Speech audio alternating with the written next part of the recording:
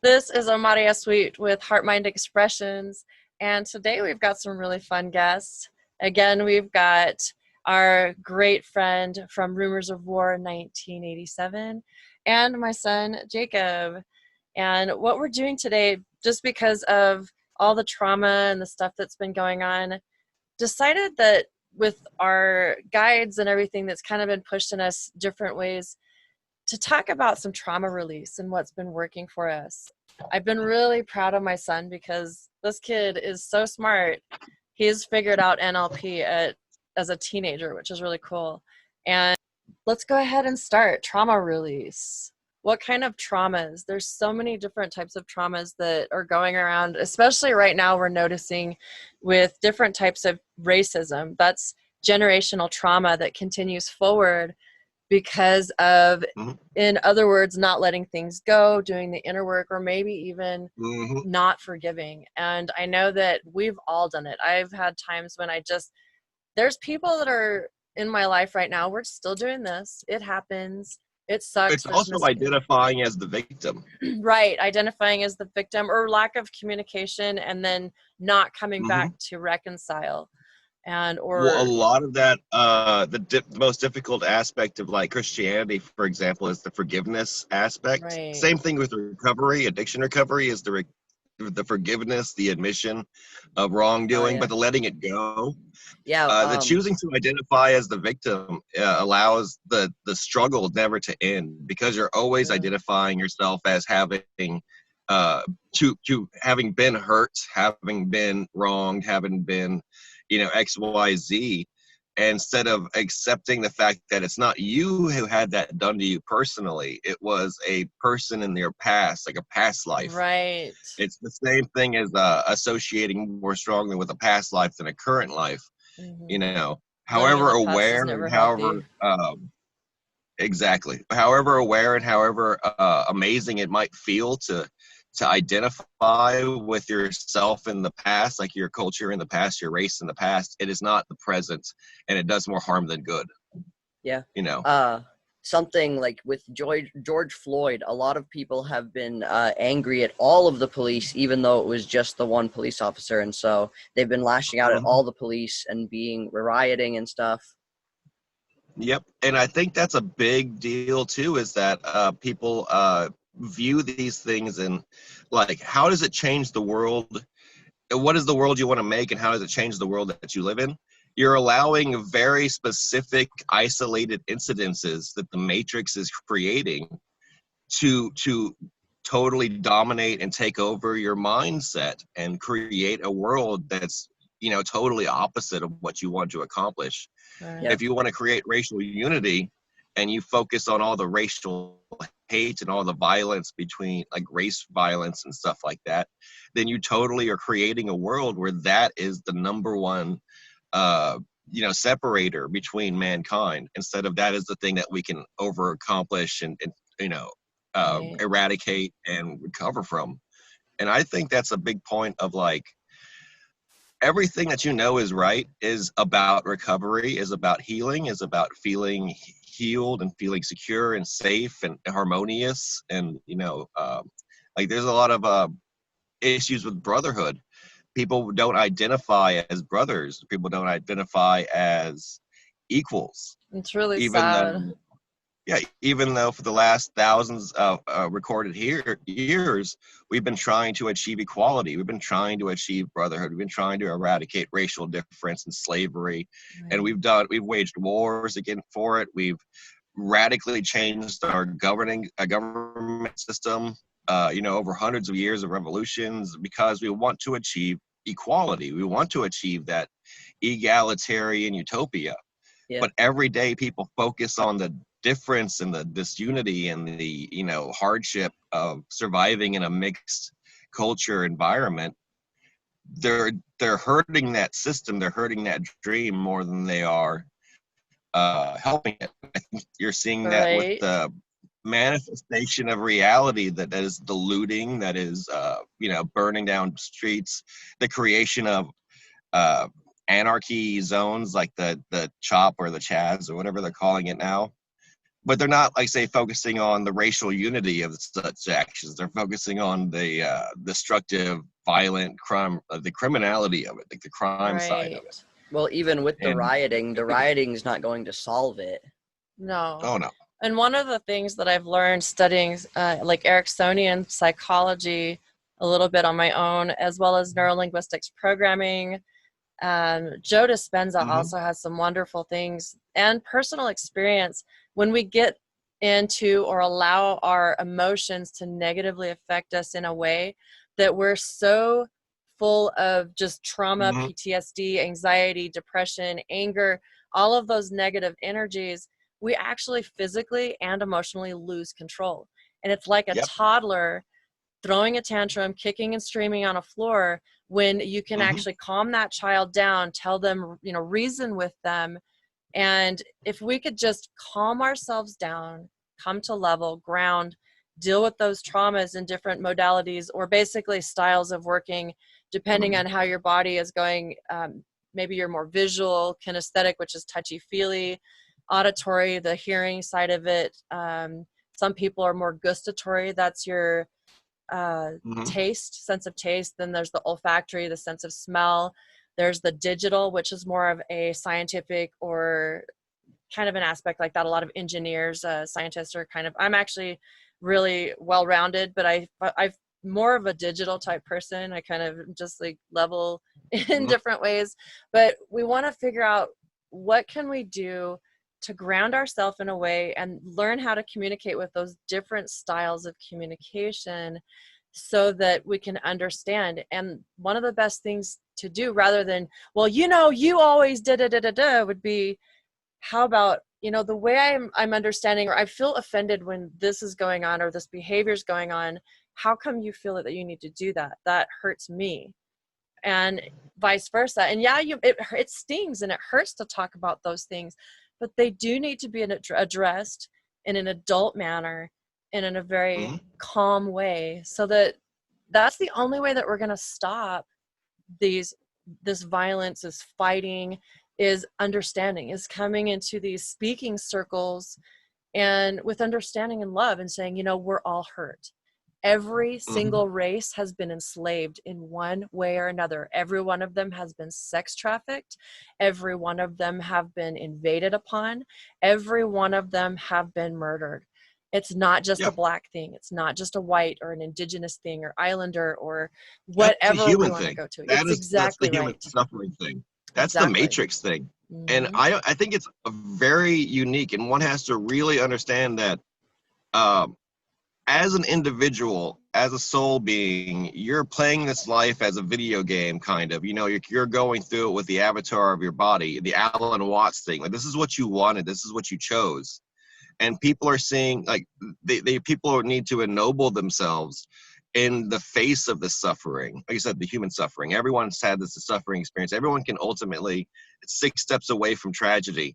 You have someone in your life, or you have something directly causing you to be who you are that is ultimately tragic. That's like the definition of tragedy. Is this is what solidified you into your life path. You know, like the Batman's parents being murdered type thing. Right. It didn't happen to Bruce Wayne as an individual. He came unscathed, but he becomes this tragic, drive, this motivation. That's what they want. That's why they always propagate it, and that's why they continue the cycle, is because this is how you shepherd the herd animal that is humanity. You can control people out of control. You bark at it, you bare your teeth, you act like the sheepdog. You present the threat of annihilation and great tragedy and existential dread.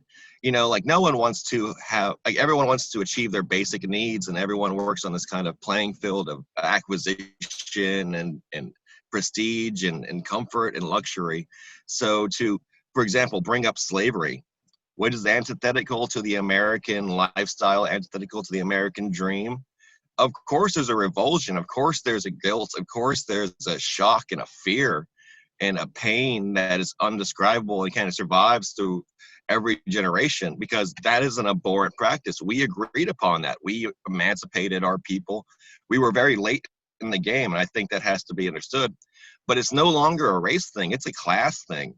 there has been more suffering done to the underclass working people of the world, regardless of race, religion, or creed, by the capitalistic, oligarchy, the aristocracy, the landowners, the political, military elites, regardless of country or race, regardless of nationality, third world, first world, west world, east world, north world, southern world. It's all been born on the backs of the working class, born on the backs of the proletariat. And that is what they're hiding it behind, is all this racial indifference, all this racial violence and intolerance. They're using that to completely shield themselves from the argument that we're still benefiting, we're still exploiting the abuse of and the oppression of working classes around the world, be they in China, be they in America, be they in Europe, be they in Africa, India, that billions of people are going literally with nothing. They're going without. They are being deprived of what they work for, and they make others more powerful in their means of oppressing them through their very existence. Like, everyone's wondering about slavery, or the police are too violent, but no one's working about whether or not the corporate executives are being paid too much, or the banks government have too much. officials, or Yeah, exactly. Like no one puts these things together. Is that, or who made their Nike shoes and their designer clothing and all that pretty stuff that they just got on sale for next to nothing. Somebody still has to make that. It's not made by robots. That's made by human beings sewing on a sewing machine. You see, like the people are like, oh, see, the 2020 brought out all the issues that we've had, and the death and the police violence protests around the world, and like Australia and New Zealand are protesting as well. Like every corner of the earth apparently is getting in on this. Last year, the biggest issue was whether or not China was going to annex Hong Kong, and whether or not France was going to pay its workers. Wow. Like the world has been protesting and been in complete chaos for the last decade, if not more.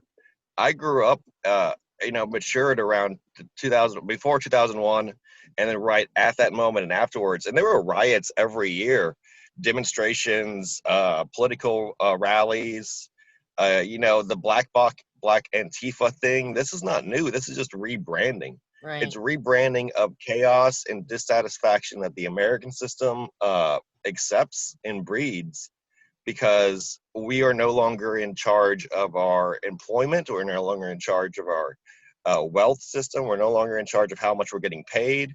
That's all dictated outside of a person. That's all an inorganic thing now. And that's the trauma people need to realize, that everyone's experiencing this form of new slavery, this form of new oppression, this form of new discrimination. And if you don't think there's discrimination between rich and poor, go to a country club, try to walk through the front door, and see how fast security is called and the cops are called to remove you for trespassing. Because especially if you're not dressed nicely. That's what I'm saying. No, you can try to. In fact, that's an experiment. Dress up in your best clothes and see how quickly they see through you. See how quick. It doesn't matter if you're black or white. They can tell if you're rich or poor. And those are things that people need. That's what I'm saying. Those are things people don't even think about. Lines that they don't even associate with. That they associate. They have such hidden cues and secret body language, and their mannerisms. It's a very elite, eclectic society. Just like people want to keep thinking, oh, it's whites. It's all whites. It's all these, elitist WASP families that racially are prejudiced. No, it's the rich. It's the generationally rich. It's the new aristocracy, the new American nobility.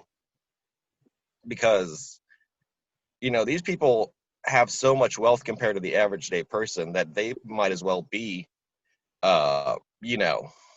old time nobility. They can literally buy and sell hundreds of everyday people. And in some cases, that's true. I know in other cases, I actually have a lot of people that I know who are multimillionaires and billionaires who are performers, actors. Just being in the industry that I've been in for so long, I've been able to get to know. And, it gives me hope for those that are doing it properly, those that are living that service to others' life. I love to see the foundations Mhm. that they're actually helping the homeless, the veterans, the disabled, like in their communities. And I really hope and pray that more people can step up. If you're, in full abundance, what can you do today to help relieve some of that trauma for some people and help them to have hope, to believe that, there's something good in the world, that we can love each other, we can share with each other, and, bring that positive note up. I think that's the Buddhist, isn't that the actual Buddhist timeline, the Buddhist lifeline? He was a prince and he was of extreme wealth I and think circumstance. so. And then he decided to go outside the gate and saw that his people were literally begging in the street and were unwashed and they couldn't, they were illiterate. Well, he had the access to all these fineries and luxuries. I think And so so. he decided to refine himself by basically forsaking himself. That's the whole thing, is that we're living in this, I don't know if you know, like Philip K. Dick, like the Valis, where it's this, the world is a holographic projection caused by an alien satellite that constantly presents these issues, in society and life. So we're never progressing in time. We're just reliving different iterations of the same simulation. Maybe this is because they were trying to call up the Buddha spirit or an avatar spirit or a Krishna spirit or a Maybe. healing, leader, or, a miracle worker. They're trying to test the population to see if we're ready to, actually solve these issues or actually see through them or rise above them. And I think one I of the think best there's a ways is higher taking purpose action to to it. do it. And that's where I think where we're definitely coming on a point with our discussion today is what Mhm. can we do and what's worked for each one of us in Yeah. changing. Because we've all had, like I said earlier, those traumas. I've been sexually abused, physically, emotionally, spiritually abused. I'm not going to go into those details. And you and I have been kidnapped into programs Mhm. that have heinous, horrible things that they've made us do. And because of MK Ultra and these programs where they can wipe your minds, they can affect your families with voice of God Mhm. technology that is Mhm. going to be released. We've got things that are being disclosed all the time and going to be declassified very soon, but we Well, can yeah, overcome this. I think there's a huge thing to say about psychological illiteracy in the everyday person in America itself. Yeah. Many people live their entire lives without any frame of reference to how much work has been done in the realm of trauma recovery, Right. healing, helpful association. Basically, I'm a member of the working class. My parents were just genuine working class people trying to get by, children of the 80s and 90s, and they didn't have a clue. They still don't have a clue, really. They're learning now because we're becoming a little bit more aware due to access of this information. Like pop psychology is a little bit stronger, but especially in South Texas, it was a very much like weirdly regressive and anachronistic existence psychologically. While everyone in the 90s was kind of going through therapy, people in kind of my area were like, no, therapy is weak. Like you hide your emotions, you don't talk about things. Right. So no, I feel like I am just now becoming aware that there have been generations of improvement and research and helpful, psychological breakthroughs in understanding trauma. So I don't think I'll do a very good job of explaining it, but I can do a great job of explaining how it feels, how cathartic experiences such as these are, even though they may be old, even though this isn't like yes, commune with nature, get out of the city and really just find yourself, travel. Like, it may feel like you need to run away situation, but that might be the best thing for you, is to learn how to stretch your legs and learn that Yeah. Sometimes you you can have escape to. because you're not in prison. That's the whole thing. Is people, well, no, you have to bear it and tough it out. No, you're not imprisoned. You are a free human being, and sometimes establishing the freedom is not shirking responsibility. It's embracing responsibility. It's embracing the universe, and it's called, what I'm saying, like things like the call of the wild. Like, just go out and become a logger, Right. do something physical, or not. Go out and become an actor. become a comedian, Right. become someone who can observe and use their wit and their intellect and their power and their instinct to empower themselves, to become expressive. You know what I'm saying? Like, to create art, do these things, not because they're irresponsible, not because they're aloof to the situation, but because they are hyper aware of the situation. Like, exactly, like when I was growing up, people thought artists in my area were irresponsible, aloof, ne'er-do-wells, ultimately, and not that this was the most cherished and vaunted aspect of human ability, is to be emotional and to perceive with clarity, what's important, and then to capture that and recreate it and be tortured by their sense of perfectionism. Everyone thought they were just alcoholics. Like, everyone was just like, oh, that guy just has personal problems. You see how there's a huge interpretation difference. Well, between, and that's where judgment the classes, crosses the line. The areas. Yeah. We said about the super soldier program. I think that's a huge thing too, is that the people who know and can draft are switching people at birth. They're basically taking us and implanting us in embryos and wombs. It's completely from the top down, every step of the way. Multi-generational breeding program, right? So instead of viewing it as you were kidnapped, you have to, at least I started embracing it, the fact this is part of who I am, and it explains a huge part of who I am. You see how that changes it? Because it becomes from an unwanted, like the Alan Watts thing. Stop thinking you're the victim of life and that it's poor you're entitled to safety. You chose to be incarnated in this hardship, this difficulty, because it's a challenge and because whatever, but you chose it. You chose it makes you stronger. You can't be a master if you don't have anything to master. Exactly. And then you start doing things like exploring others, in their lives, and then you start sharing the hardship. But then that's a trap too, because you can commiserate. You can quickly find yourself submissive to a stronger personality and becoming a tool for them, becoming a part of their life, and not, them becoming a part of a shared life or an equal experience. A lot of people do that.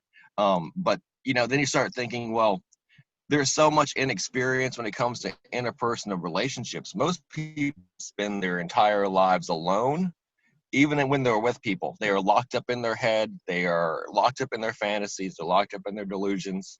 And so there's a lot of temptation to arise to kind of become solipsistic in that way. Like, it's your world and your judgments, and everyone else is second to your importance. But that breeds narcissism, which recreates cycles of abuse, which recreates cycles of trauma, of insensitivity, of cruelty, of injustice. And so then you start realizing it's a very thin, tight line to walk of recovery without turning into any one of these versions of abusers yourself, or any one of these versions of I guess we call it a failed personal architecture. Like, you're trying to build yourself, and it's never done. It's never finished. The foolish idea of after a certain age, you have achieved, your final form. Like, this is your adult. Age is a constant progress. It is a constant until the day you die. You are still learning things. You're still experiencing. You're still trying to master who you are. So unfortunately, many people. What kind of things have you done as far as NLP or anything? A lot of people don't realize they actually do these things, like maybe reframing your trauma, changing it from that, that negative aspect or that victim aspect to how that can create a stronger person in you, or maybe the grounding practices that you have done. What is it that you've done that's actually helped you to strengthen and become who you are now? Good question. Specifically, when it comes to understanding the SSP phenomenon, understanding the night terrors, the lucid dreaming aspect, mythologizing, but understanding the mythology aspect of it, understanding the importance of it when it comes to greater greater impact of the human experience. Not like your life is not supposed to be so banal, not supposed to be so normal. Even though everyone strives to achieve that sense of serenity, you have to understand, like, you know, certain people have certain destinies, certain people have certain fates, and those fates have to be understood in the moment that they are lived, as well as in the moment of what they mean, the greater importance of things. Like, yes, there is personal trauma. There is great moments of hardship and sadness and loss and trial and exhaustion and pain and fear, you know, bordering terror, absolutely out of body experience type of injuries and recovery types, and dealing with mind numbingly, you know, grandiose ideas and treacherous people and just dangerous situations.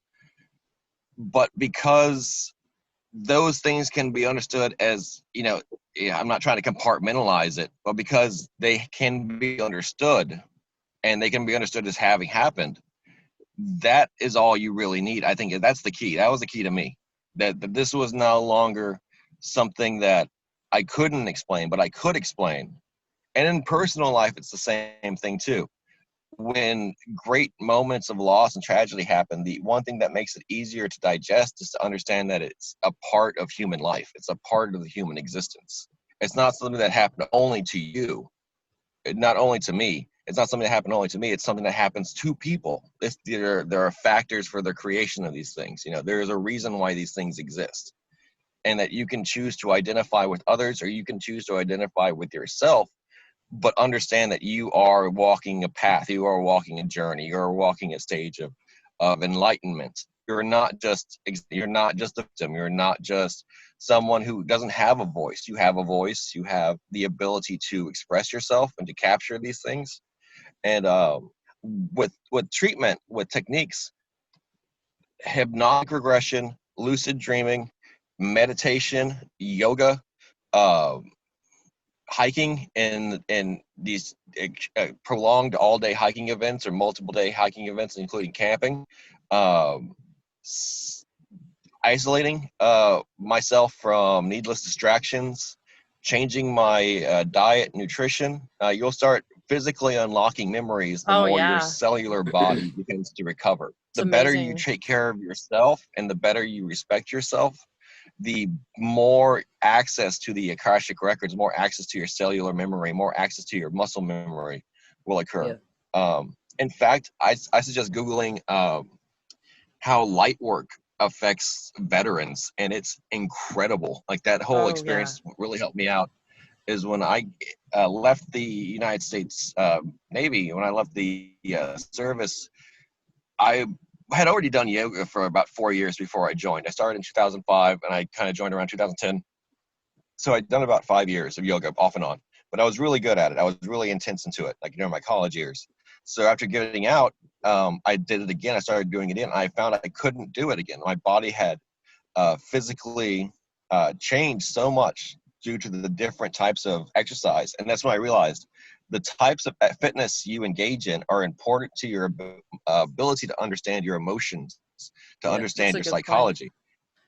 Sometimes it's not even just physically, it's like mentally. You've got to go in and like sometimes it's like a radio dial where it'll get loose and it'll start letting other stations in, but you've got to fine tune it to that one station.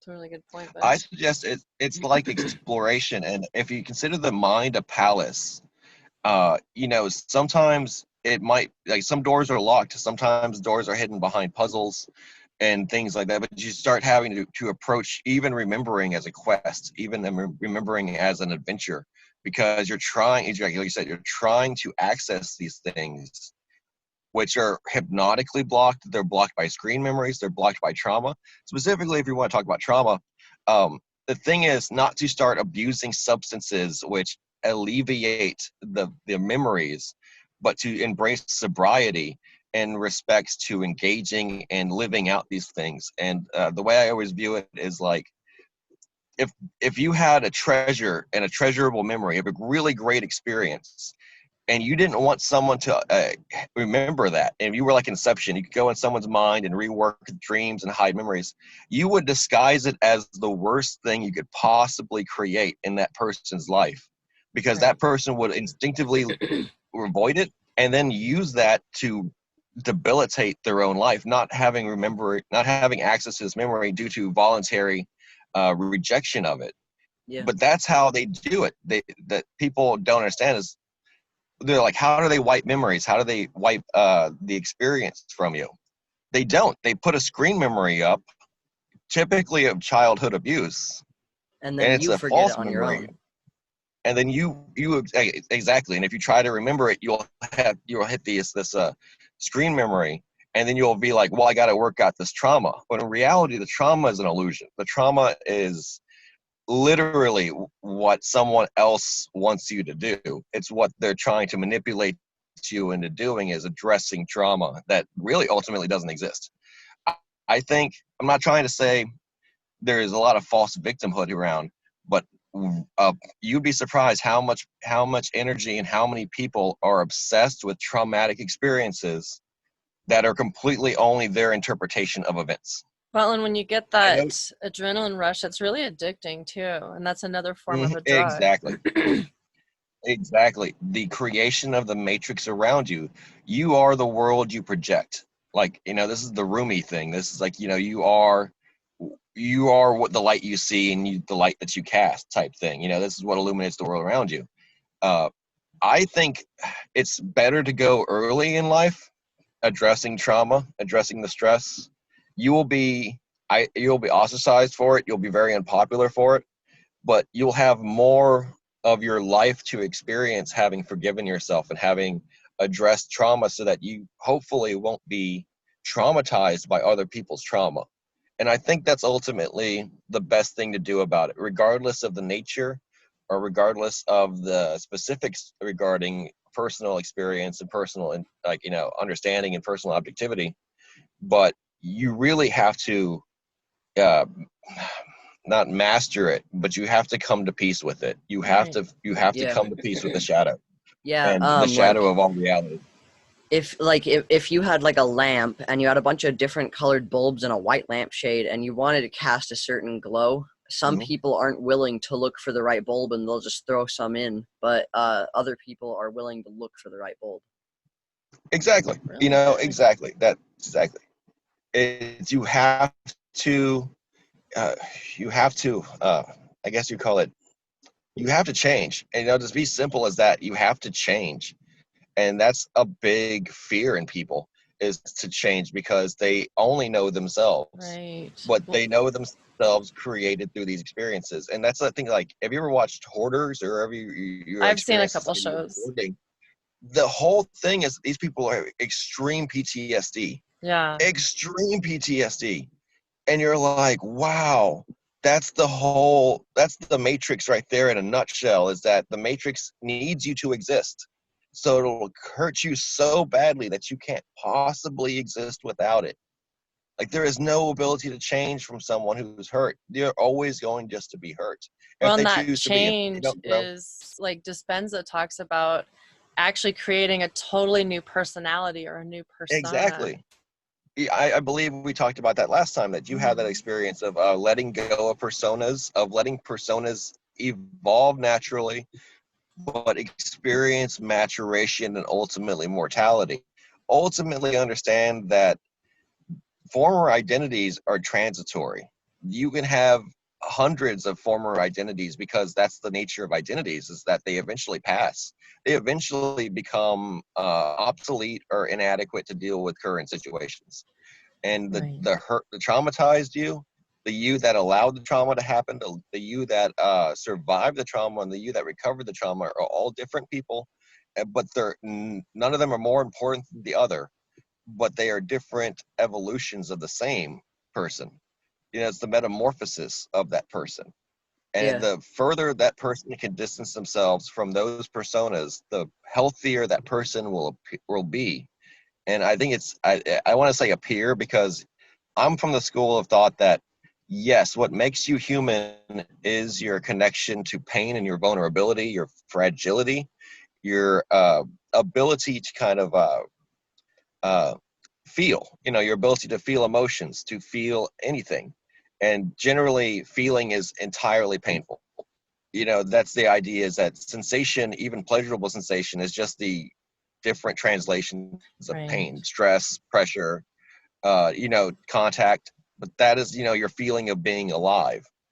And when you think about the many dumb ways to die, the broad and easy path to hell itself, to destruction, one has to remember that there is a lot of wrong answers, and there's a lot of false teachings. There's a lot of misinterpretation of events. But one true right ways to do it is to always be alive, is to always feel alive, is to always embrace life, is to always Jacob actually, excuse me, sorry about that. Jacob actually brings up some really good points on how he's dealt with his trauma. And I actually want to let him interject on this, because I've been so proud of how he figured this out. And I think with the listeners, it would be something that could possibly help quite a few of them. Yeah, because when I was littler, my first name is Ashton, but I go by my middle name Jacob, because whenever I was little, I had a lot of those traumas, and I decided that I didn't really want to be, it made me really angry, and I didn't want to be like that anymore. So I decided to start going by my middle name, and I wrote down a list of things of what Jacob was, and I said, I am Jacob Jameson, and then read the list of things that Jacob Jameson is. Mm-hmm. So kind of like his own little mantra or meditation system. No, that's absolutely good. That's a good start to it. That is the right methodology of it. One thing that I think is really good is to read a lot of fiction, read a lot of narratives, because they understand that character is really strong to identity, but the identity is not strong to character. A rose as any other name will be just as sweet. You call me Ishmael. It wasn't Ishmael's name, but he was just what he was choosing to be known as because of his life experiences, making him relate to a certain biblical figure. Exactly, you said you can be Jacob, but you could be anything. You can literally have that power. You have that power, that godly power, to christen yourself anything you choose. No one has the power over you to say this is who you are. That's why you can legally change your name.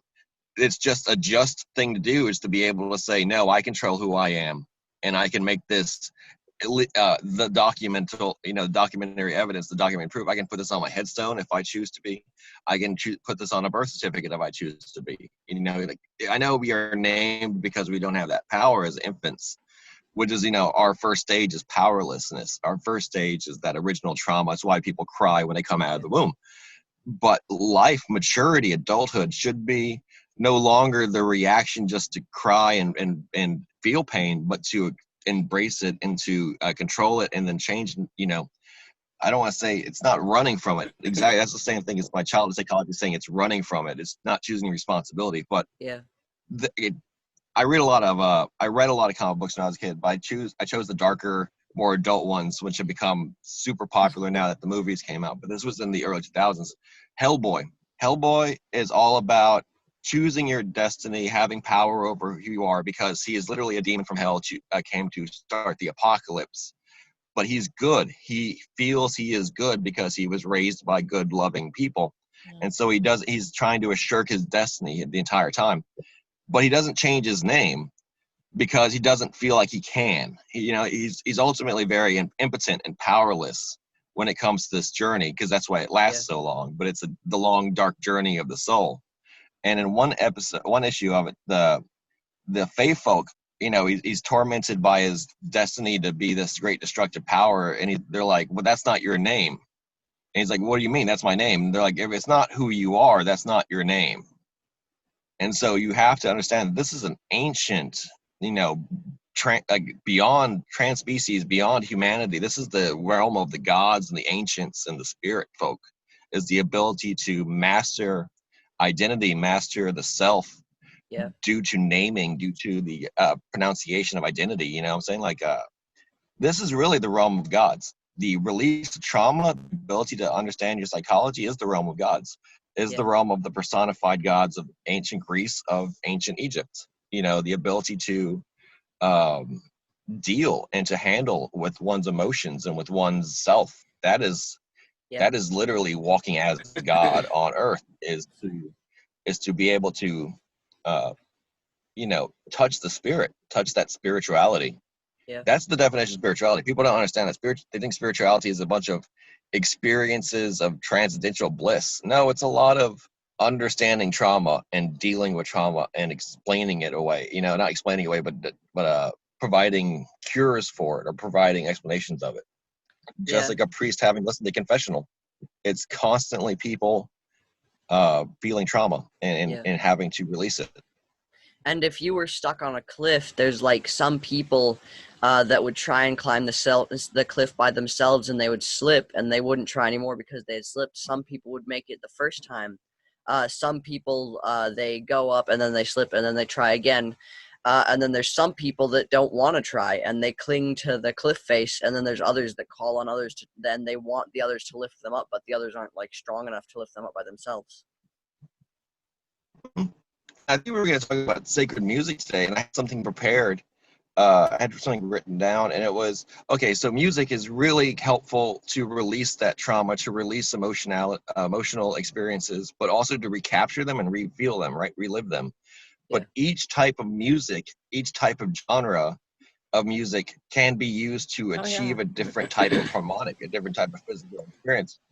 But it's very foolish to think that every type of music will release the same emotion, to release the same type of trauma experience. Like, say you were trying to get over a fight with someone that you loved, and you guys, became very hostile towards each other, and you kind of are missing them and regretting your actions. Every song you're going to hear in that period is going to reflect that, but not every song is going to be intentional in that aspect. So you got to understand, your trauma shapes your worldview that much. Your trauma shapes your ability to interpret information that much. It can, like a very bad divorce, every song becomes a love song. Every song becomes a song about divorce or loss. Not necessarily the case, but that's how you're viewing it. I'm saying that's the trauma you're viewing it. Sometimes you really do need to say that, you have to deal with it. You have to embrace that kind of move into that energy. And that's one of the things that I've done, even though I'm using different modes or modalities or ways to express it. Like, we've talked about the different affirmations, meditation, yoga, qigong, whatever it may be. Sorry about the frog in my throat. Stretch and exercise. A lot of the things I like to do with reframing is I'll actually remember or put myself mentally, physically back into that situation and break it down, look at it from different points of view, as the person that was victimized, as the victimizer, as a bystander, and then go through and I forgive myself, I forgive that person, I allow that forgiveness, that healing to happen. And if it still has some sort of a trigger, there's times when I shrink it down. It's called the swish pattern. And you can either have one picture that you push aside that's the negative, take it, make it black and white, and then make bold colors, beautiful, really get into the energy of what do you want to feel? How do you want to change that emotion? And either push that away, the old one, or I'll shrink it down and minimize it until it's like a sand and flick it. And then just really get into the emotions of that positive and then anchor it. And a lot of times I'll touch my wrist. I'll do the Bhaga yoga with the tongue up to the top of the roof of the mouth. A lot of different ways that can be done that I've done. And circle of excellence is another one of those things. Focusing on what am I going to be like in 5 years, in 6 months, in whatever. And you find 3 to 5 things. I am loving, compassionate, powerful, energetic person, whatever it might be, and just really get into each one of those. What does love mean? What does power mean? Whatever that happens to be, and just really get into that. When was the last time that I've ever felt that emotion? Relive it, bring it up to like a level 10 where you're just feeling it in your heart, you're happy, you're excited, you've just embrace that, and you're kind of making an energetic field in front of you, so to speak. Like, I'll put this energy ball in my mind, really build up, keep putting those emotions into it, and then step into that. And amazing that I've seen with clients that I've worked when I've used NLP, you can actually see the color of the face change. the breathing changes. A lot of times they'll stand up straighter, smile. So that's when you know that you've had a psychological or a physiological change, and you want to keep moving on that. And if there's another layer that comes, that's when you push into it again. And that for me has been some of the most successful type of things in being able to reframe or doing like a mental or emotional timeline.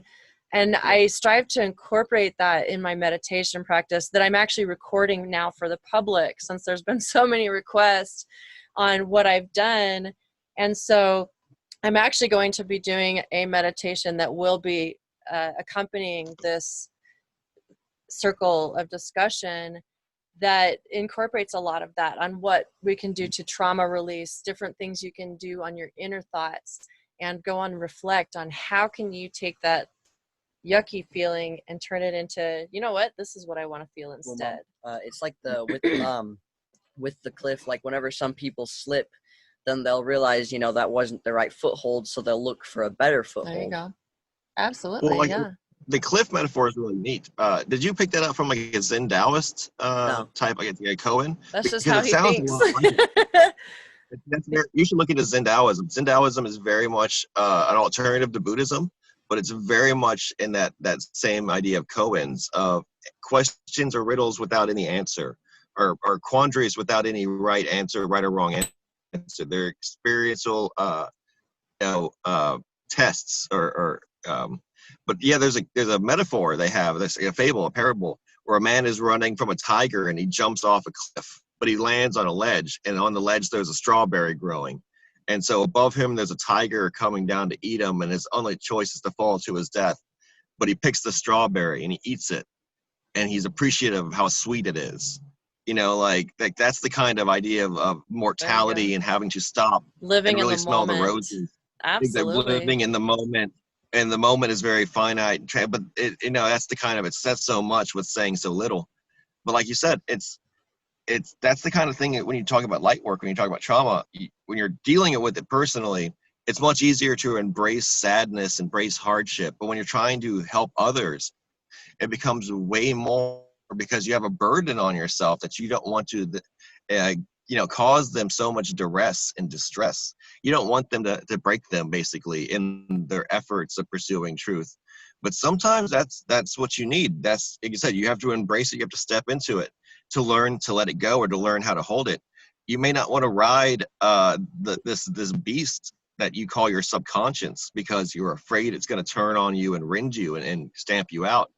But if it does so, maybe that's the proof. That's the proof that, who you were wasn't ready for it. Who you need to be needs to be stronger, needs to be more prepared to survive. And that's ultimately, I think, the embracing of it is the acknowledging those triggers or that PTSD when it hits you. Like, oh, wait, I'm feeling something. Okay, step back, acknowledge it, and then what can I do to embrace this in a positive way, to swish it or to switch it so that I can move forward without it triggering. Basically removing the emotional trigger, and you still have the memory of it, but it just doesn't affect you anymore.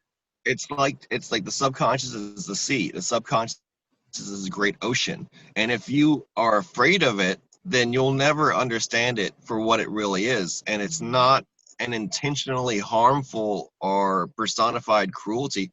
It's just a body of energy and water. It's an elemental thing.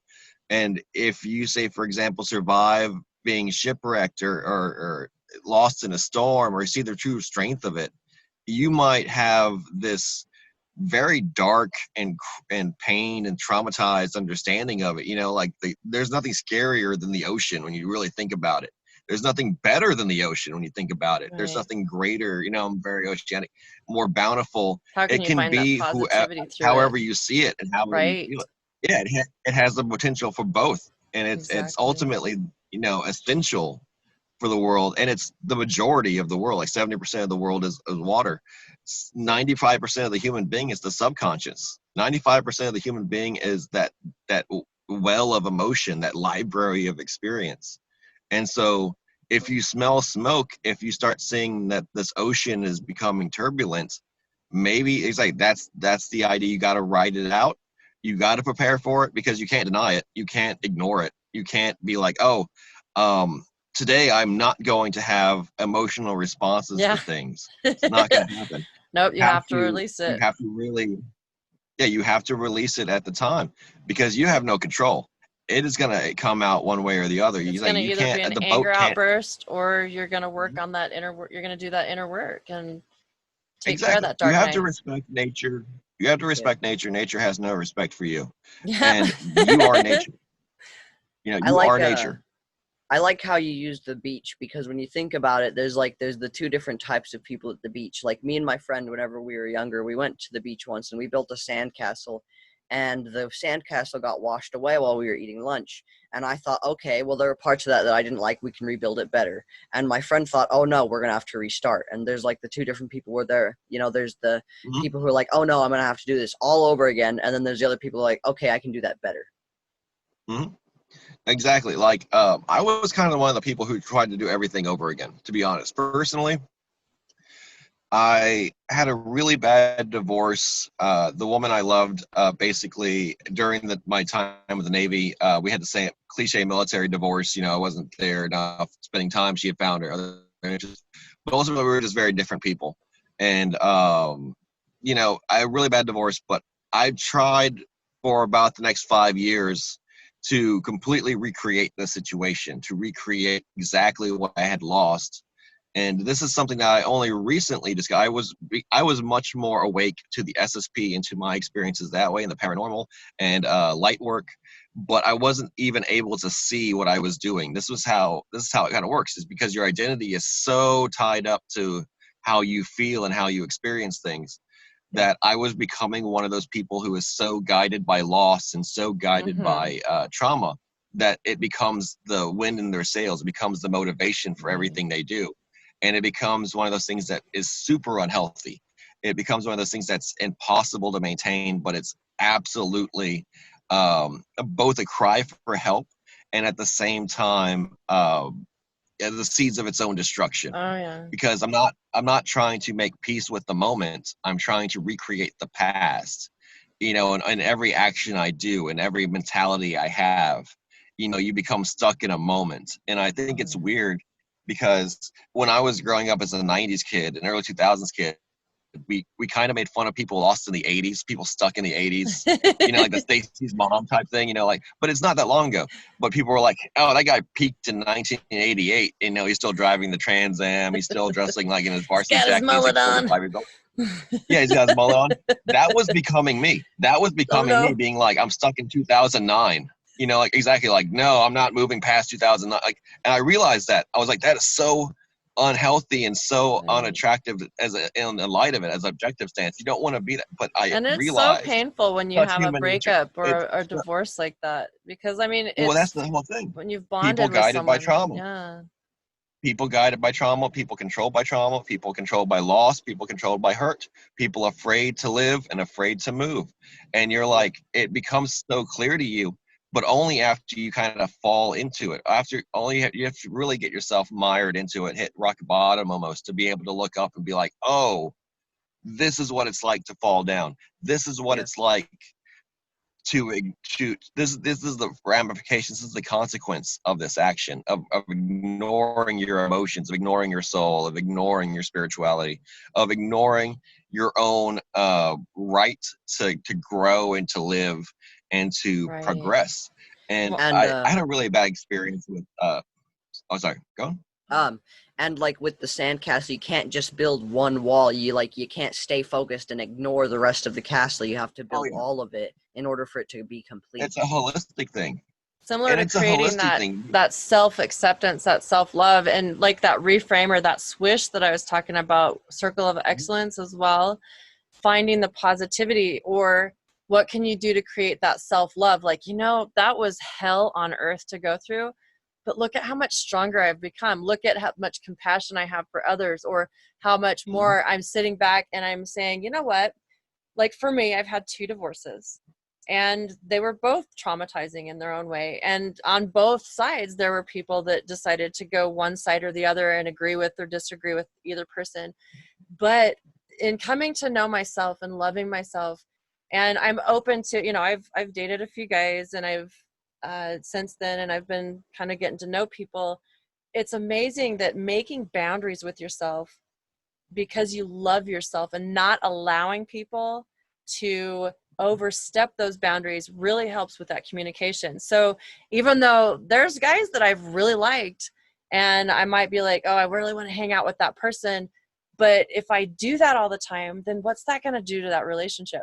That's going to cause there to be stress. That's going to be a lack of trust, a lack of boundaries, because I'm taking all the time, rather than saying, go with the heart, show some emotion, be a friend, and then back off. Allow time to, steep that. It's like making a great coffee or a great tea. It's got to steep a little and then go again, give some more of your heart, get to know that person, allow them to do that, give and receive. And that's when you start to notice patterns of that self-love and that self-respect, because it's not that past of, ooh, hey, they're cute, let's go, and just rush into it. And then you don't know that person. There's no bonding. I was going to say about the law of attraction. The law of attraction is, I think, the most misapplied and ununderstood thing in the universe, especially when it comes to people. Like you said, you have to attract the right things, and you have to like the right things about people to find, you have to be attracted to the right things in people. Like you said, not the physical, not the carnal, not the simple, but the more nuanced, the more difficult, the rarer. Like you said, if you want respect, start finding people who are respectful, being attracted to that respectful attitude and that respectful treatment, and then attracting those people into your life. Right. Because you're setting up yourself for those standards. There Staying are out of over 7 neediness billion too. people in this world. Yeah, I've always thought of. People in this world. I've always I was thought going of. to say that. I'll let you go first. Go on. Through. Oh, okay. I've always thought of the law of attraction kind of like ordering a package from Amazon. You can't just sit there and let it arrive. You have to fill out the paperwork and make sure that you specify where you want it to go. Oh, exactly. Well, yeah, and but not only that, it's buyer beware. It's definitely buyer beware. Everyone has that Amazon roulette thing or Alibaba roulette thing where they order what they think is going to be something, but it's entirely something else, like to scale, or it's not the product they ordered. And it's that's exactly what the law of attraction is. Are you buying the advertisement or are you buying the product? Because, so then you like go to the reviews, and then that's like the communication, the boundaries. So you check those reviews and make sure, oh, okay, other people have bought it, they've had great experiences. Or, instead of jumping into, like, for instance, the relationship thing, then maybe we're going to just give a little bit more, because when people can see your heart for who you are, instead of putting on a show or just saying, oh, I'm going to take that and try it, and then you didn't realize, oh God, that didn't work at all because it wasn't a vibrational match, then I think, just like going back to that Amazon, look at those reviews. A lot to be said about that. There's so much to be said about that. That is 100% the explanation for human nature and why we are who we are and where we are where we are. Balancing masculine, feminine energies. But it's ultimately the law of attraction. It's ultimately because like I said, this is a free world and we are free to make our choices. We have to be the ones responsible for the choices we make and for the things we attract. A lot of people try to surrender the responsibility, and that's what they're attracted to, is the surrender. And it explains 100% of people, human history, individual lives, and everything. Is this what they're attracted to? What are they attracted to, and what are they attracting to themselves? Right. And we can't beat ourselves up if we buck up and make a bad choice, because we still do it. I still do it. I've had bad dates where I'm like, oh gosh, I shouldn't have been with that guy. But then I'm like, okay, you know what? I learned a valuable lesson. There's some triggers that I didn't see. There's red flags to watch for. There are no mistakes. There are only lessons. Right. There are no mistakes. There are only lessons. And exactly. And a lot of people become, like I said, a lot of people are afraid to attempt that bonding and to attempt that communication, that outward communication with someone else, to kind of form that pair. But think about how many more friends you'll have that are true friends. That's one thing I love with this new way of thinking that I've been able to harness this past year. I have so many amazing friends now that I truly deeply love, that I'm like, God, I never had this kind of connection with people until doing this? Friendship. That's an important thing too. A lot of people think about the romantic aspects of it. Law of attraction works with friendship more than anything else. At the beginning of everything, it's the friendship aspect of it. The company you keep speaks volumes about you, and you are guilty by association. You are tied to the yoke, that you choose to be tied with, and you pull the same cart. So instead of a friend who sharpens you, who tests you, who keeps you on the right path, who really wants to grow and experience life, people get regressive friends. People get friends that remind them of their youth or pull them down back into the victim mentality. And they're never allowed to grow out of it. Right. They never feel safe growing out of it, and so they form commiserating bonds, and they choose to sacrifice a lot of their energies for people who ultimately, because they're misidentifying the strength of the friendship, they're misidentifying the facts, they're mistranslating key moments of communication, because they're trying to attract companionship and trust and love, and so they become over eager to serve and to satisfy strangers. Right, and then you're giving too much. Right. Exactly, who have no intention of communicating that way with them. And so you see, and it's human nature, it's a response to, it's a lesson that has to be learned, it's a response to loneliness, it's a response to deprivation of company. But ultimately, you will see that 9 out of 10 times people call each other friends when it's not even reciprocated. People say, that's my friend. And that person's saying, I don't know that person. Well, or that's my lover, and that person's saying that's not. Exactly. Like, you said, I'll go on a date with someone, and you might expect them to understand it one way. You might expect it to be communicating one message, but they have an entirely different message coming from their own life. Or their own expectations, which we shouldn't be going in with any expectations. That's a neediness, and that needs to stop. Instead, we should be, what can I offer to this friendship, and is it compatible? But realistically, you're doing that and they're not. And then you're thinking, well, why isn't this working? Am I not doing it right? And you're like, no, that person's not doing it right. That person, the company you're keeping, you might be the smartest, noblest, most honorable person in a group of bad people, a group of shady, untrustworthy individuals. But ultimately, all your trust and virtue and nobility is going to be squandered and exploited and wasted on the friends that you keep, and they're not going to grow or progress. They're going to bring you down. They're going to exhaust you, tire you out, and then move on, because that's who they're attracting, are these very honest and trusting people. And that's why you start finding people, like using each other, people ghosting each other, things like that. And it's basically, it's not a new phenomenon. It's just a phenomenon that can take place virtually now. It can take place over long distance now, much easier than ever before. And sometimes we have to purge those toxic relationships, which is painful, but getting back into those modalities, or, really getting into our present moment, we can still overcome that. And it's those learning opportunities, like you've said. And and also, with the package, if you buy something and it's the advertisement, not the product, and you haven't checked the reviews, and it turns out to be crappy, some people, actually a lot of people, decide not to refund it, but they use it anyway, and it just affects their lives. And they keep using it. Some people might refund it after a while, but other people just keep going and going, and they never learn. I used to be a outside moving and storage estimator, right? So I used to go to people's houses and estimate their move plans based on their possessions and property and stuff. Most people, we live in a cargo cult. Most people have garages and houses full of useless things that they, like I said, they have purchased, been unsatisfied with, did not dispose of, but just kept inside themselves, kept in their own property, because that is exactly how they process everything, every experience, every relationship. Instead of it's purging. Unbeneficial to them. It's that they bought it hastily, or they bought it at an impulse. That's a really good point. With it, and it ties them down to the point that they are willing to carry with them for the rest of their life. Only once out of an entire year of doing this job did I ever meet someone who said, I'll just sell what I have or let it go and buy new stuff and get new stuff. And I was like, and he was going through a breakup. So he was, purging the what made him remember this past.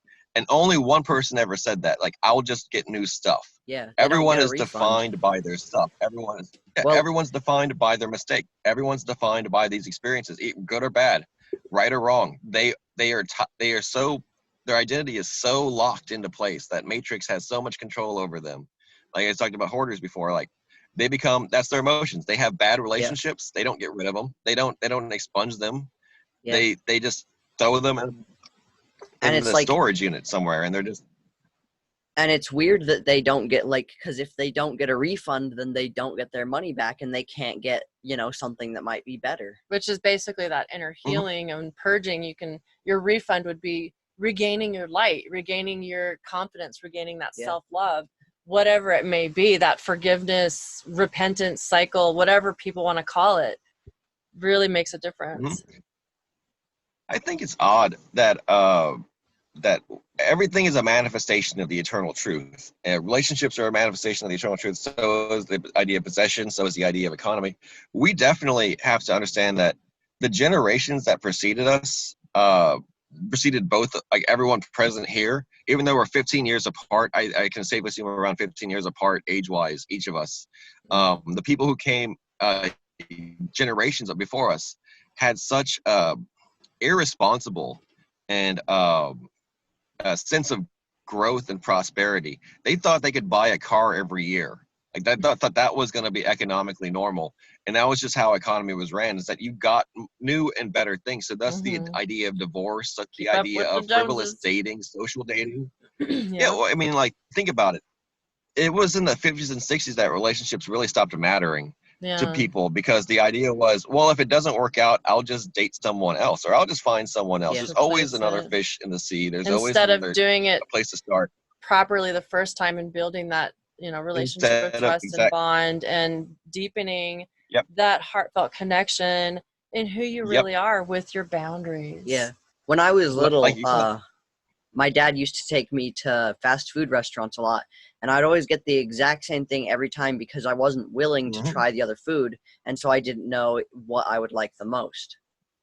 Exactly. Well, I mean, that's the idea of variety, the idea of testing yourself and really testing your limits, you know, expanding your horizons, like really learning, you know, and exactly like I said, you can feel that fear of learning, that fear of growth from the earliest memories of childhood to the last days of your life. You'll feel the idea of wanting to familiarize yourself and wanting to control the situation and wanting that master the situation.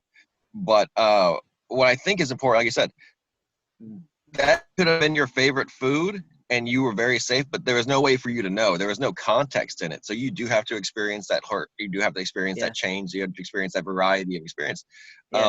Hindu mythology, for example, the gods go through many incarnations, some of which are impoverished, some of which are enslaved, some of which are, you know, violently doomed, some of which are tragically situated. But they're ultimately still gods. Like there's just the many thousands of forms of Krishna, the many thousands of forms of, you know, Ganesh, the many thousands of forms of Shiva, et cetera, et cetera. But they allow themselves to experience that hardship. They allow themselves to experience that change of scenery and environment so they can learn. Which is really cool. And if you don't like a food, you don't have to get it again. Yeah, exactly. I think, though, emotionally, relationship-wise, trauma-wise, there's an idea that that's kind of the mentality for a lot of people. They don't want to change and they don't want to grow because they're afraid to grow, that they are afraid they're not going to, that something else is going to be worse. So they may keep a bad situation. They may keep a situation simply because they're familiar with it. Kind of Stockholm syndrome style, where they're like. That's true. And a lot of people that have been in abusive relationships or have been in relationships that clash so much that everyone's triggered and it becomes abusive cyclically for both people. That really does make that difference. And yes, and you know, that has to be such, like, I'm not endorsing having wild, like, you know, cast changes of your life where you're always dating someone new or you're doing something different and you're never allowing yourself to form any roots or anything. But I am saying, allow yourself to view different perspectives, allow yourself to see things and organically from flow a different through light. Exactly. Live, you know what I'm saying? Just live. Allow it to happen naturally. You don't have to force the change. You don't have to embrace it where that becomes who you are as Mr. Change, Mr. Chaos, Mr. Effluent, you know what I'm saying? Mr. Fluid. But you can change the perspective. You can change your perspective in the conversation, in the events, like a profiler, you know, like put yourself in someone else's shoes, put yourself in someone else's head, Yes. and Compassion really start definitely to makes a see with difference. someone else's eyes. Exactly. A lot of people have bad childhoods. A lot of people have Yep. difficulties with their parents. A I lot of think people are everybody pretty hostile. much does. Yeah, everyone. I'm saying, unless a very select few, you know, escape that. But people have it much worse than others. That's really the argument: is Yes. how badly do you have it? And everyone wants to be a gatekeeper. Like, my dad put cigarettes out on me, and like, you know, said he loved me by punching me in the balls. Like, it's something terrible. Well, if you think of it like People never knew water, their father. like water with a But I'm saying, pebble. like, Whenever yeah, and like the Matrix is always trying to imprison you in this idea of hardship and pain, but no one can really just view it as human struggle. No one can really, and I think that's the first and ultimate test, is to move past your childhood, move past the idea of being a child, viewing the world as a child, everyone's viewing the world affected by as those someone. ripples in different ways. It could be a boulder, Mhm. it could be a pebble. It doesn't matter Yep. what's thrown into that water. Those ripples still ring out. Yeah. And so that's what we've got to deal with, is how are those ripples affecting us, and how can we change that in a way that can cause us to be able to clear that water again and allow it to be like glass, so that we can focus, we can center. To relate it to the music, relate to the sacred music, the harmonic factors of healing and stuff, Right. I think that's really important too. Every part of a musical ensemble, every part of a song, every part of like music, the drumming is that heartbeat. Like ambient sounds. If you listen to nature and its ambient sounds, every cricket, every bird, every passing car, or you know, event, that is the ripple that everyone feels, and that's your emotional life. You're making sounds, and you might not be intentional. The cricket is not intentionally making its sound for people to enjoy. You know, it's not approaching it from that aspect. But your emotions the exact same way. Something that happens to you in your emotional world and your emotional soundscape may not be occurring specifically to cause a certain response or to be focused on. It's adding to a greater holistic environment. It's great into a greater spectrum of occurrences. And it's like to fixate on one single cricket and the sound of, you know, the entire world at night. That's the kind of obsession people have with their own trauma, with their own pain. They obsess over one particular detail instead of understanding and embracing the whole environment of the situation, the whole benefit of the situation. You know, imagine if you became maddened by a cricket that was out of tune. So you were trying to find this cricket, searching, you know, ignoring the forest, and tried to create the perfect world for yourself. Yeah, that's exactly it. There's always going to be those. I could just see that cricket. Yeah, there's always going to be those people out of harmony, out of whack, people who are obsessive, people who are dangerous because of that, people who have fallen to the dark side because of this need to control, this need to master the world. But it's just that philosophically true. It's that poignant. It's that point. You know, like, the Buddha is about release. The Buddha is not about control. The Buddha is about transferring that control back to the universe and establishing what is light, what is nirvana, what is ultimately intangible but undeniable. You know what I'm saying? Like the three things that cannot be hid: truth, love, and the moon. Yeah. You know, like this is a celestial thing. When you think about the ability to love, that's the celestial heavenly bodies right there. That is, you know, understanding life itself. So these aren't small questions. These are the biggest and mightiest issues you're ever going to deal with in your life. Right. And like, if you were to go back to the ripples, like some ripples with a boulder, a pebble wouldn't cause big ripples, but if you were to throw in a boulder, and the ripples washed onto the beach, you know, like with the sandcastle, some ripples won't wash away the sandcastle, but other ones will. And it's, are you going to rebuild the same sandcastle or build a better one? And then there's also issues of scale. Issues, it's like a pebble. If you were the size of a whale, boulders really wouldn't affect you. And like, you know, but if you were the size of a minnow, the smallest pebble might eclipse you. Yeah. Right. And just That's that's your true. spiritual scale. That's your spiritual power. So How it's well so you're important. developed internally. Exactly. Right. So if you're not developed internally at all, if you don't have a strong spirit, if you don't have a strong mental fortitude, the smallest events in life become the most challenging obstacles, and they become the most painful experiences. Yeah. Whereas if you have the strength of perspective, you have that scale of a whale, then you're dealing with issues and crises at a much stronger vantage point. Same thing as the age. As a child, having a childhood pet die will devastate you. That'll be the first and most painful encounter with loss. As an adult, you'd be surprised. You could be an ER doctor losing people every day to trauma, and it would just be something that is fact of life for you. You're just going to go home and try it again tomorrow. So we've But got that is to go back to those modalities that we've talked with, and I can see that we're actually coming up to time. And so if we could wrap up on what are 3 main areas that you've done in your life that you could basically tell the audience on that positive note that they could look into and try for themselves? Let's see. I guess the 3 major things I've done. Okay.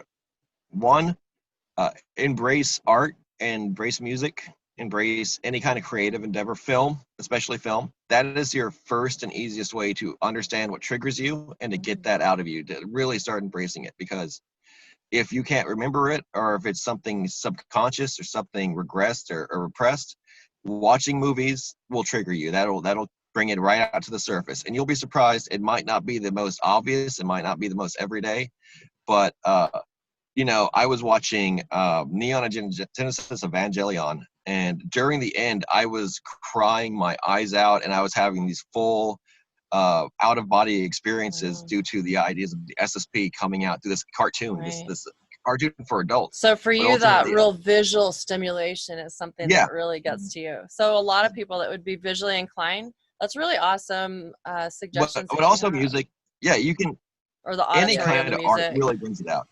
Right. Yeah, any kind of music brings it out.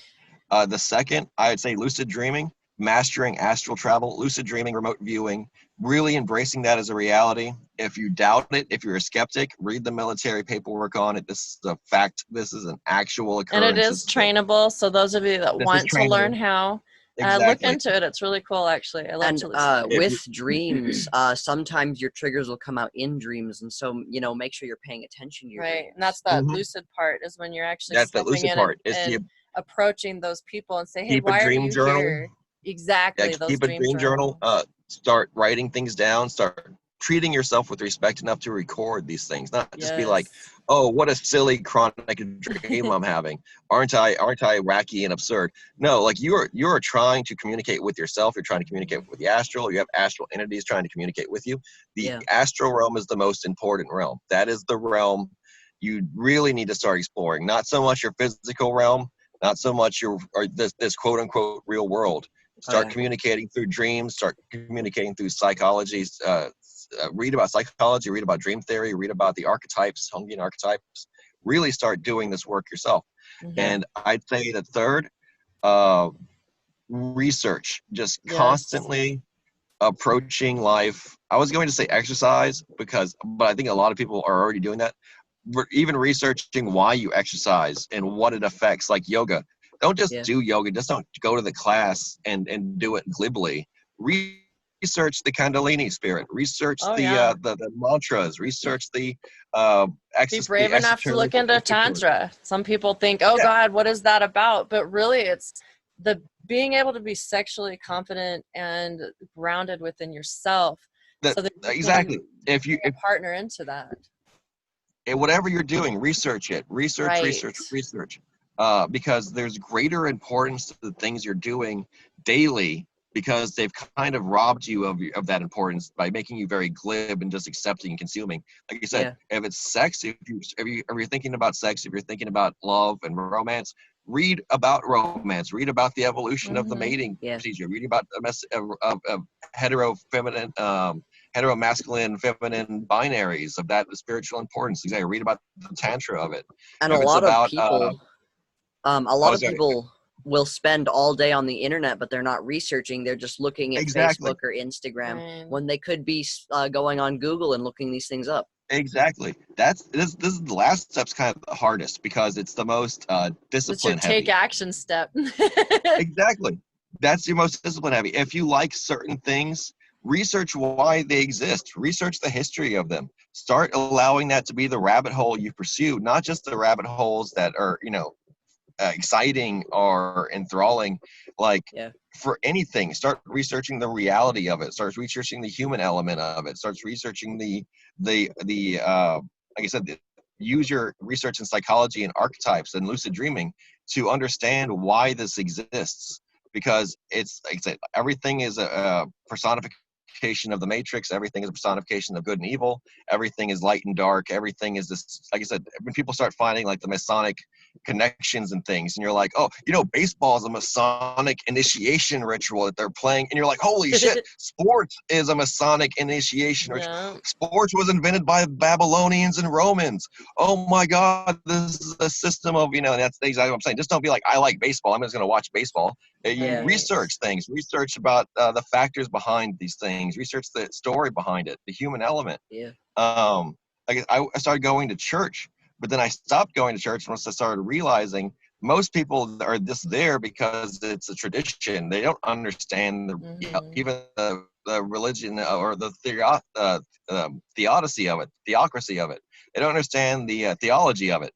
They don't even understand these things on a spiritual. They just go because they're performing and pantomiming and performing theatrics. Really research. Really, like I said, following kosher. Don't just do it.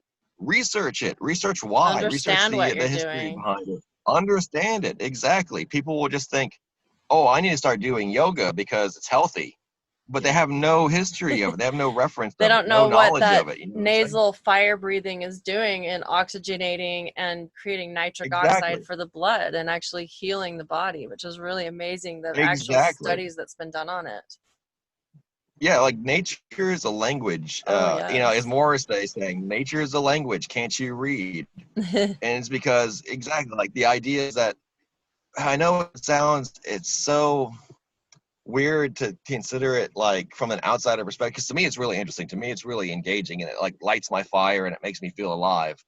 But to others, that's like killing the idea of just enjoying it, of just being in the moment. Like I just want to go to the beach, to sit in the sun and feel comfortable in the sand. You don't want to know about the history of the beach and the history of the area. So just be present and really do what you need for you. Exactly. But I think the research is important. I think that allows one to appreciate the taste and become a connoisseur of life, and to become elevated from just an animalistic experiencer or consumer of things into that higher mind. Yes, to achieve the super ego, to get away from the subconscious, and get away from the ego, but to achieve the super ego. Everyone knows the ego is bad. Everyone knows the ego is a trap, but it's only a trap because it's the mid-gate between the subconscious and the super ego. One either has to exist entirely in the subconscious, a complete creature of Zen, simply following destiny and having no opinion to challenge the world he lives in, just to be and find true peace in that, like the Forrest Gump model. Right. The Forrest Gump, literally just you are prescribed by destiny to be who you are, great or not. It's all a matter of interpretation. You are simply a humble individual, or you become pure super ego, which is, I think, the observer of the Forrest Gump movie in this initiation cycle, because the observer is able to understand the importance of and understand the ramifications of his life. Like, oh, he met JFK. Oh man, that's super important, because JFK is important because of his, his status in life and who he was. But, we didn't really truly, exactly, like, I guess you call it like I lived my life to find out I truly never lived. And I think that's the battle. You either have to live by complete, scholarly mastery of it, like that kind of, orthodox wise man, wizard of the hills type thing, like hermetism, asceticism, or you have to be the total Ronin type monk, just wandering, practicing your kung fu and mastering who you are, and mastering your inner strength. Yeah, those are the two extremes to reach. But I think those are the two extremes that I advise is research. Is you have to become better than who you were. You have to become, a perfected form of a person, not just a person.